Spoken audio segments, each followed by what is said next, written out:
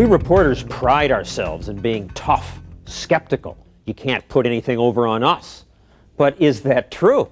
Let me introduce you to a man who says he's found some people who are suckers for phony stories. Sadly, the suckers turn out to be reporters. Did you ever hear the news story about the brothel for pets? This establishment is a cat house for dogs. A cat house for dogs. And did you hear about the vigilantes who yell at rule breakers? Dead walk. And did you hear about this business that sold apartments for fish? The press reported on the condos for the upwardly mobile guppy. And did you hear that a computer may replace juries? The Solomon Project at the New York University Law School is supposed to take the jury out of jurisprudence. The project was designed by New York computer scientist Joseph Benuso. We found O.J. guilty beyond reasonable doubt. But Benuso is not really a computer scientist or even Joe Benuso. He's artist Joey Skaggs, who year after year has conned media around the world into reporting silly things that he just makes up. CBS this morning. Most of the TV networks and the big-time newspapers have gullibly reported what Skaggs claimed was true. Why do these hoaxes? Well, I'm an artist, I'm a satirist, and I use the media as a medium. Such as the story about the new diet plan, the Fat Squad, a group of commandos you pay to keep you away from food. Japanese TV believed it. And this was a joke about how everyone is hyping this weight loss thing, all these books, and the diets and all this stuff. So I said, I will have commandos assigned to you 24 hours a day, and they'll beat the crap out of you if you go for that chocolate cake if it's not on your diet. He fooled the media simply by sending this press release to wire services, which then sent the story to newsrooms across the country. The Washington Post and the Philadelphia Inquirer both fell for this. Another journalist wanting to do their own personal spin on it will call you up, verify that they spoke to you, and then repackage, recan, and put out the same story in essence. And what newspapers print, TV regularly copies. It may be time for the Fat Squad. The Fat Squad got coverage around the world. Skaggs ha fondato un'impresa intitolata The Fat Squad. And Japanese TV even sent a crew to New York and taped Skaggs as a Fat Squad commando trailing a client. Did they really believe it, or were they going along with the joke? Oh, no, they really believed it. They want to believe these stories. This may be a little suspicious, but you know what? This is such a good story. I don't want to blow it by investigating too much because I want to get the story. The Fat Squad, commandos, all right. 6 Fat Squad commandos are here now, this morning, live, to maintain tight security around our Good Morning America refrigerator. Skaggs convinced ABC that his name was Joe Bones, that is his real name. We are there to physically restrain them if necessary. This is legitimate then.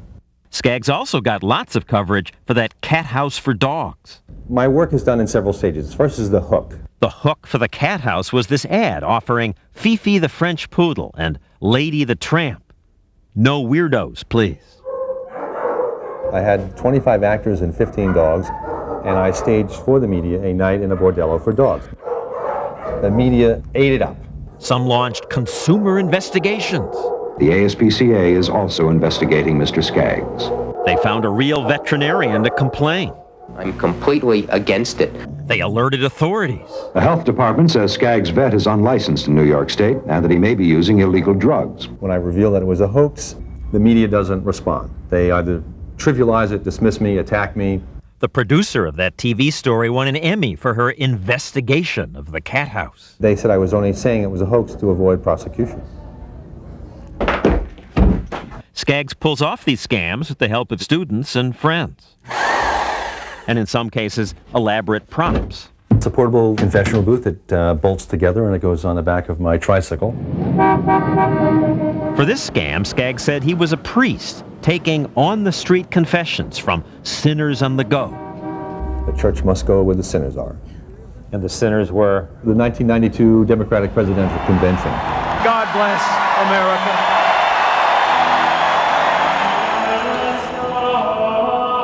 Had a little tape recorder playing Gregorian chants.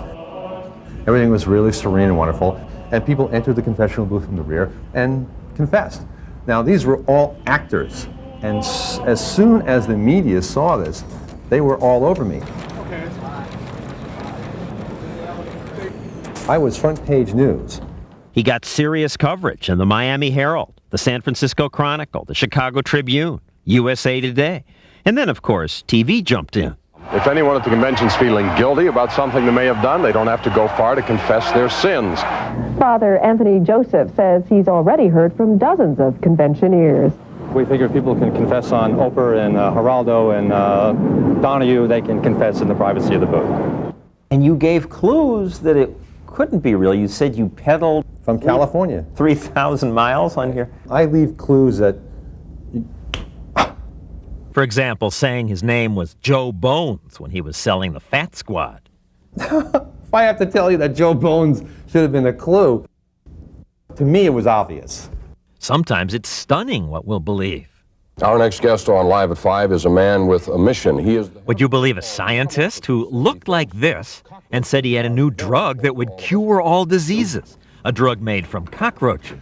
Sue and I are delighted to welcome Dr. Joseph Gregor to Live at 5. Doctor, it's nice to have you with us.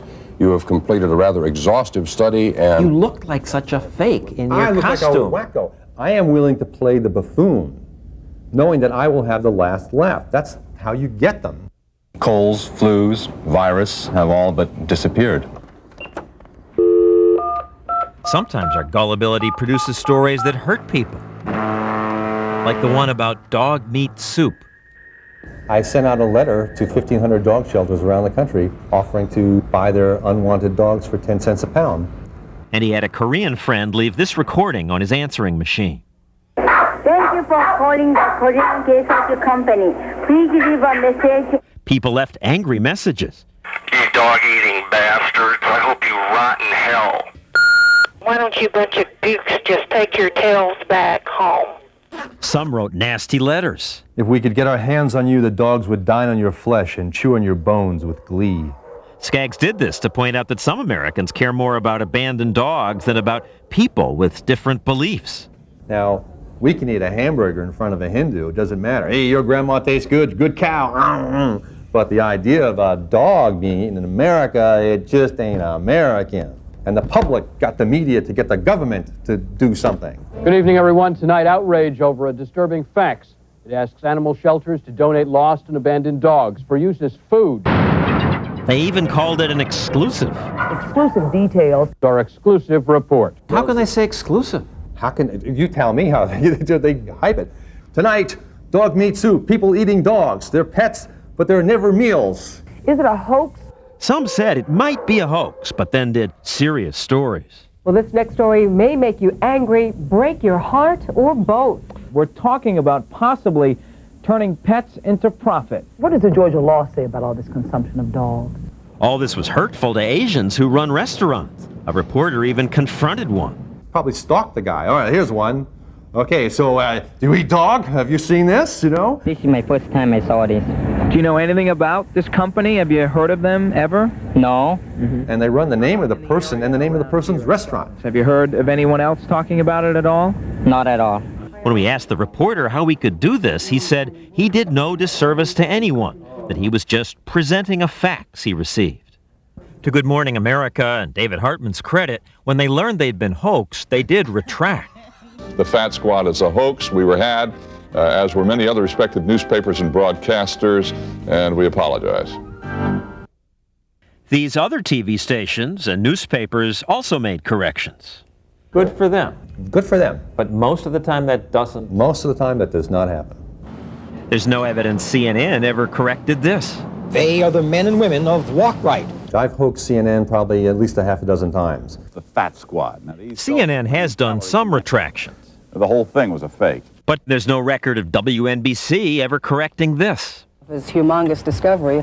Nobody likes to admit that we were foolish. But I believe that you have a responsibility to do that.